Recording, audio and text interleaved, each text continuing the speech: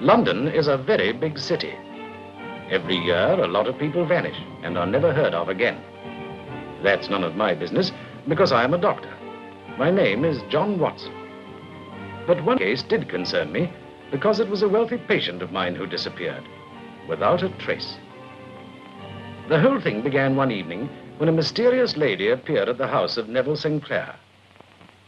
But, madam, I cannot interrupt Mr. St. Clair at dinner unless I know your name.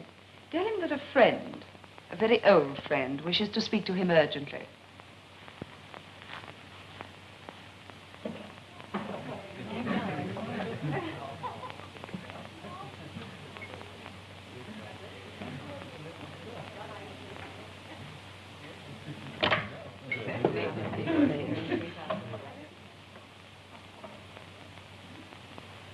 You wish to speak to me, madam? Yes, Neville. Doreen, I thought I told you never to come to my house. But Losato has sent for you. Losato? Tell him it's impossible for me to come now. I've done enough already. Besides, I've got guests. How can I possibly leave now? I was told to bring you. You know the consequences if you don't obey Losato's orders. Oh, I say, old chap. Oh, sorry, I didn't mean to intrude. That's quite all right, Dr. Watson. All right. Wait for me in your carriage.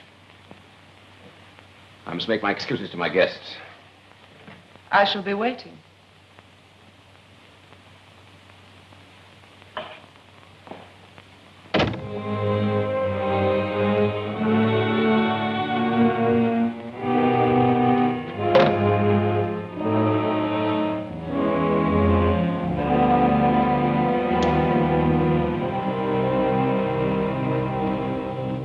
So, Mr. Holmes, you can see from what I've told you how desperately I need your help. It is now 3 days since my husband disappeared, and I'm beside myself with worry. And you have no knowledge of this strange woman who visited your husband? No, Mr. Holmes. Oh, I saw her for a moment when I barged into the study. She was tall and very beautiful, but not out of the top drawer, you know. It is not my wish to probe into your private affairs or other intimate matters between you and your husband, but unless you are prepared to be perfectly frank on such matters, I can be of no help to you. Mr. Holmes, it's not what you imply. My husband and I are devoted to each other. He wouldn't have an affair with another woman. I did not say that, madam. But Holmes, what else could you have meant? Mrs. Sinclair, is it not true that your husband has forbidden you to visit him at his office? Is it not true that you know nothing of his business associates, his occupation, or how he spends his time each day in the city? Yes. Yes, Mr. Holmes. I was ashamed to tell you. But how did you know? It was a matter of simple deduction, madam. Surely any woman whose husband has disappeared would go at once to his office and speak to his business associates in an endeavor to learn of his whereabouts. Since you have no such knowledge, it is obvious that you do not know where your husband's office is, nor do you know who his associates are. The only explanation is that your husband not only has failed to tell you of his affairs, but has, moreover, forbidden you to learn of them. Why? I don't know. But, Mr. Holmes, I did go to his office. You did? And yet you concede that my deduction was correct? This is not reasonable, madam. Today I went to the office address, and I found there's no such place. Possibly you went there at the wrong time.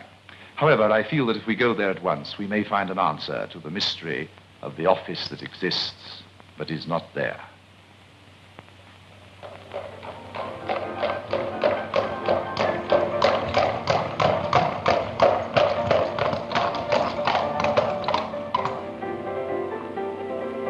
You're right, Mrs. Sinclair. There is no 51. Watson, wait for me, and if I'm not back in 10 minutes, come to my help. Righto. Be careful.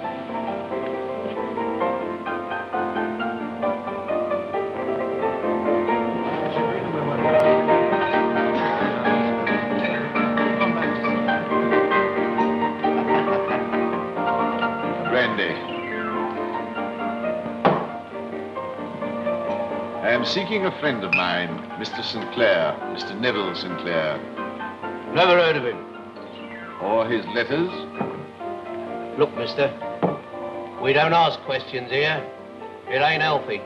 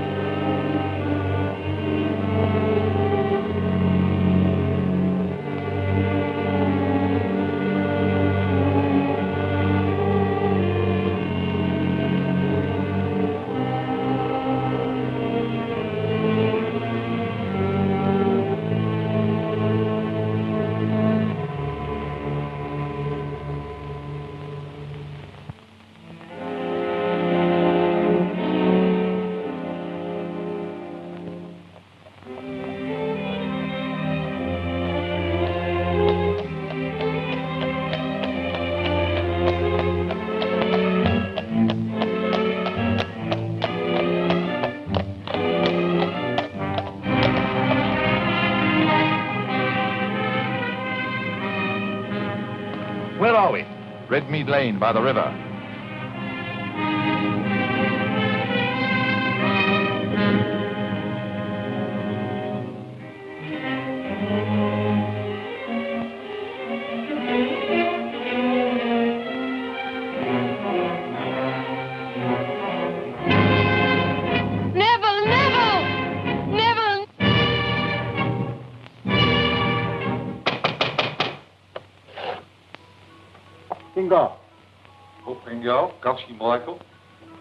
Watson, put Mrs. Sinclair in the cab and tell the cabby to wait.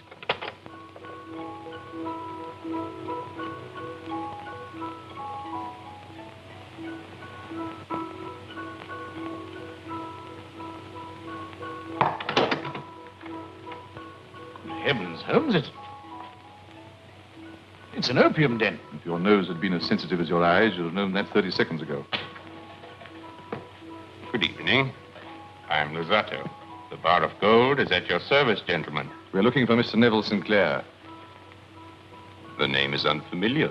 He was here only a moment ago. We saw him at the window. However, if we must search for ourselves... Holmes!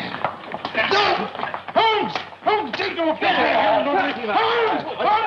Now leave me, you filthy cunt! Take no Holmes! Holmes! Holmes, take no offense! Holmes! Cabby, the police station, and drive like blazes.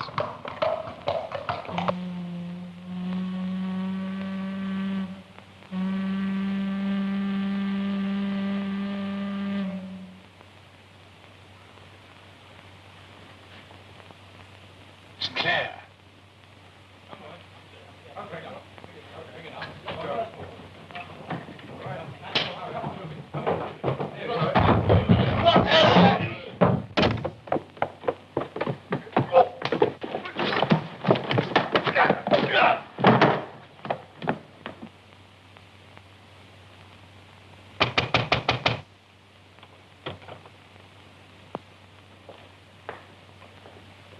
Good evening, Inspector. Is this another one of your courtesy visits? No, Luzzatto. This time it isn't a raid. I'll deal with your opium side later. At the moment, we're more interested in your upstairs room. You realize, of course, Inspector, that you cannot make a search without a written statement from your station. In any case, I don't think you will find anything up there that could be of any possible interest to you. I saw Sinclair, now he's gone. Inspector, I suggest your men search the house. Certainly, Mr. Holmes. I object to this intrusion. All right, I heard you. I warn you. I don't think you quite realize the seriousness of what you're doing. You've been pretty clever up to now, Luzzatto. One of these days you'll go too far. My dear Inspector, I know perfectly well what my position in relation to the law is. You'll observe, Inspector, traces of blood on the windowsill, human blood. There are also several drops on the floor, which would appear to be quite fresh. And these garments are, I'm afraid, clothes belonging to the missing person, which no doubt Mrs. Sinclair will identify. Inspector, would you be kind enough to arrange for one of your men to escort Mrs. Sinclair back home? Certainly, Mr. Holmes. Wilson? Wilson will see you home, Mrs. Sinclair. Easy now. Go on, get in there. Found this man hiding in the attic, Inspector. A more serious matter than opium, Luzzatto? Anything to say? What can I say, gentlemen? I know absolutely nothing at all about this room. It is rented to this man Boone and is very rarely visited by me. And the bloodstains on the windowsill? I cut my hand this morning. When I opened the window, I caught it on the catch and it started to bleed again. What about the clothes? I never seen him in my life before, Governor. Never in my life. Do you take us for half-wits? This is your room. These clothes belong to a gentleman who was seen at this window only half an hour ago. I never seen him in my life before. What's he looking at me like that for? What are you trying to pin on me? I ain't done nothing. I ain't done nothing wrong. I ain't done nothing wrong. I swear I haven't done nothing at all. Inspector, if a medical examination confirms this man's reopened cut, his story may be true. I should not, however, confine your investigations entirely to him. Quite, Mr. Holmes. Watson, what do you think of this view?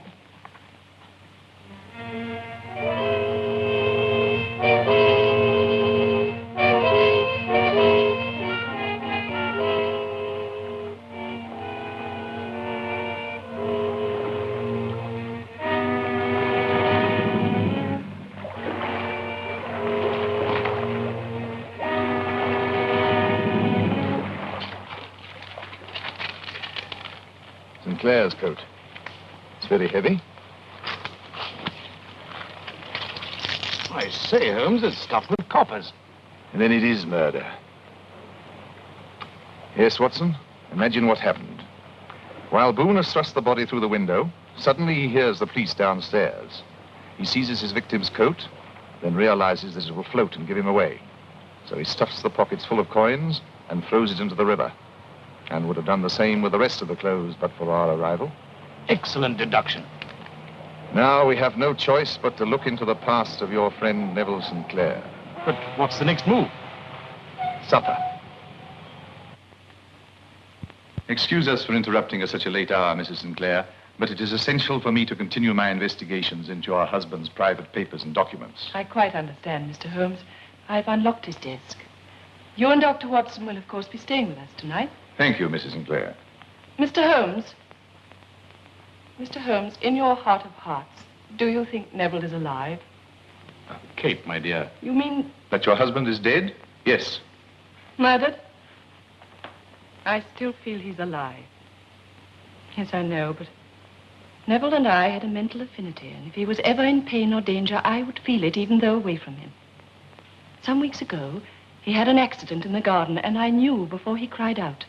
Even before we were married, if he was ill, I would go to him, knowing full well something had happened. I can quote dozens of occasions when Neville has been sick or hurt or worried. And each time I have known without a word or a message. Why, only 3 days ago, when he cut his hand shaving, I rushed upstairs certain that something was wrong. Do you think after all these examples I could be ignorant of his death? Kate, you're overwrought. You must take a sedative and go to bed. Mr. Holmes, is there any hope? Yes. Yes, perhaps Neville is alive. Good night.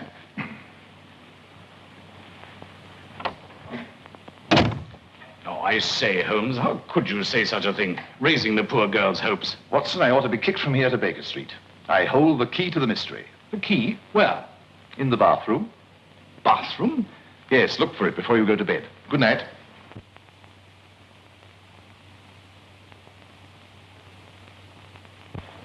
Good morning, Mr. Holmes. Ah, good morning, Inspector. Any developments? No, none. The river police report that no body answering the description of Sinclair has been found for the last 48 hours. Oh, our doctor examined that beggar fellow and found his story true. So as we had no case against him, we've let him go. What? You're one material witness and you've let him go? And why not? He has a street vendor's license for selling matches. He's committed no crime. You're sure his license is up to date? Oh, that hadn't occurred to me. No, it wouldn't.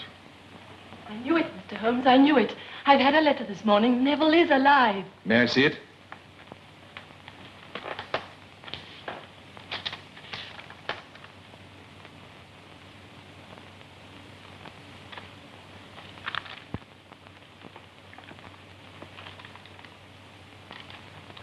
Your correspondent, Mrs. Sinclair, is feminine. Her occupation, I suspect, connected with the more fashionable dress houses in Bond Street. But how on earth could you... The envelope originates from Astley's of Bond Street. The watermark is quite discernible. The sloping characteristics of the writing, despite the efforts at disguise, clearly indicate the sex, whilst few men liberally perfume themselves with Marcy's Quelquefleur. You will also observe that the back of the letters indicate that they've been cut out of a woman's fashion magazine. Well, that's most extraordinary, Mr. Holmes. On the contrary, my dear fellow, it is precisely what I expected. By the way, Inspector, what is the penalty for burglary? Why, imprisonment, of course. Really? Good day, Inspector.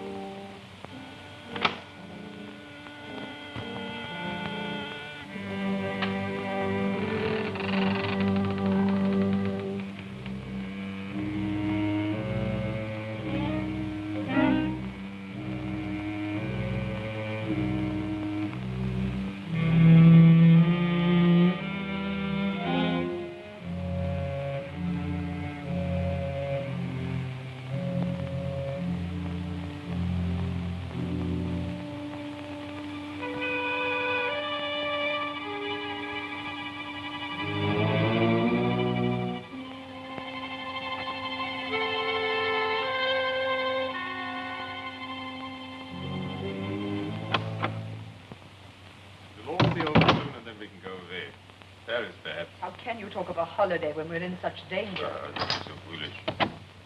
You've gone too far with Sinclair. With Sherlock Holmes investigating, the whole matter is becoming dangerous. And I won't have any further part in it. You're too heavily involved, my dear, to try and withdraw. Besides, you should not have any regrets about Neville Sinclair.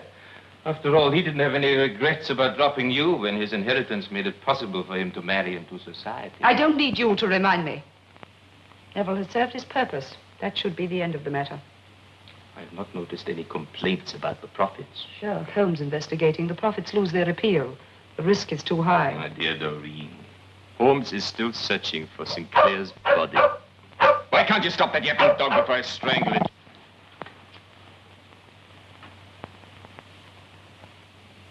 You know, it's time we got rid of Mr. Holmes.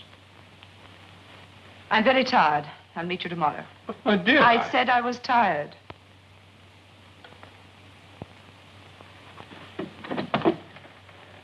Good night.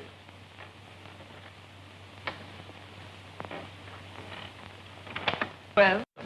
I am on your trail. Tell me, why did you send that mysterious letter to Mrs. Sinclair? Letter? Oh, come, madam. If you wanted to disguise your identity, you should not have cut out words from a fashion magazine. You should have used some other trade paper and a less exclusive perfume. Not that it would have deceived me in the end. Since, however, you sent the letter, tell me the reason. Neville told me to. So he still lives. But what has he got to do with your friend Luzzatto? Last night I had an interesting evening examining Sinclair's desk. You'll be glad to know that the papers on your husband's murder have not been destroyed. The police, no doubt, have still kept the file open for further action. I had nothing to do with the murder. So Sinclair was the murderer. So that is why Luzzatto's blackmailing him. It wasn't Neville, it wasn't. Luzzatto did it. Made Neville believe that he'd killed my husband in a fit of jealousy. Neville was at the Bar of Gold that night, and he couldn't remember anything after waking from his drugged sleep. What's Luzzatto forcing him to do? I can't tell you, I can't. I saw from your letters that you once loved Sinclair. And if you help me to save him from Luzzatto, I give you my personal promise that you can leave England for good and no questions asked. I've said too much already, Mr. Holmes. There's a trapdoor at the back of the Bar of Gold that could tell strange tales of bodies in the river at night. What immunity can you give me? What protection can I expect against a man like Luzzatto? The word of Sherlock Holmes.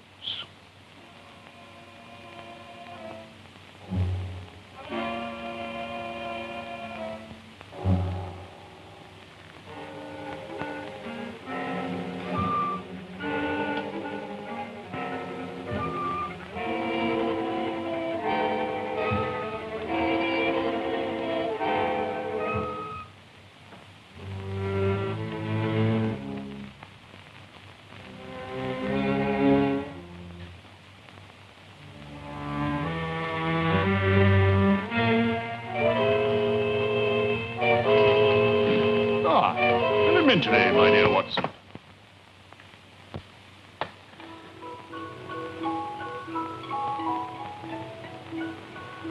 Idiot! This is not Sherlock Holmes. We seem to have made a little mistake, Dr. Watson. Paper and pencil. What are you up to? Release me immediately, or I'll have charges preferred against you for assault and kidnapping. You've had experience of the Afghan campaign, have you not, Dr. Watson? So you will know what happens to uncooperative hostages. You will write a note to Sherlock Holmes telling him to come here, and alone. You can go to blazes, sir. Open this door. Open this door. Here, what are you... Open this door, do you hear? Come on, boys, bring it down. Will you join me in a duet, Doctor? Holmes!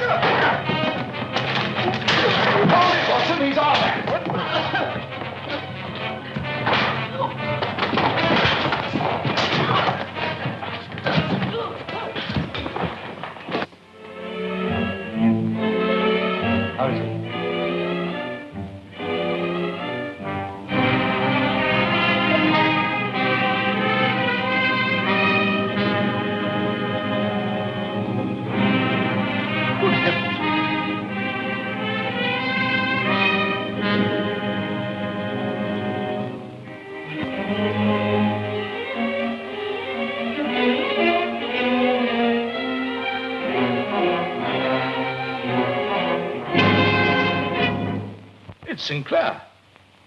Yes, my dear Watson. The man with the twisted lip. Ah, Inspector. We have found the missing Sinclair. He was a prisoner.